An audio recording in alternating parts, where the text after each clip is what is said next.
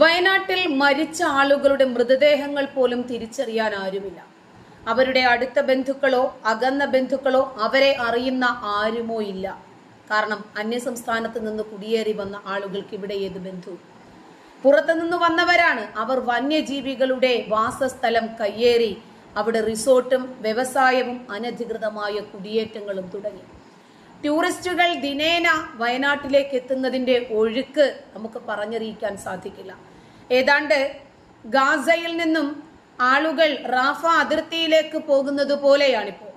വന്യജീവികളാണെങ്കിലോ ഇവരെ ചെറുത്ത് തോൽപ്പിച്ച് എങ്ങനെ ഞങ്ങളുടെ നാട്ടിൽ നിലനിൽക്കും എന്ന പേടിയിലാണ്. ചുരുക്കി പറഞ്ഞാൽ യൂറോപ്പിലൊക്കെ പോകുന്ന അഭയാർത്ഥികളുണ്ടല്ലോ, അവരുടെ രാജ്യത്ത് പ്രശ്നമുണ്ടാക്കി അവരുടെ രാജ്യത്ത് നിലനിൽക്കാൻ പറ്റാതെയാകുമ്പോൾ ഇവർക്ക് അഭയം കൊടുക്കുന്ന രാജ്യത്ത് ചെന്ന് കഴിഞ്ഞ് അവരെ ചവിട്ടി പുറത്താക്കാൻ ശ്രമിക്കുന്നത് പോലെയാണ്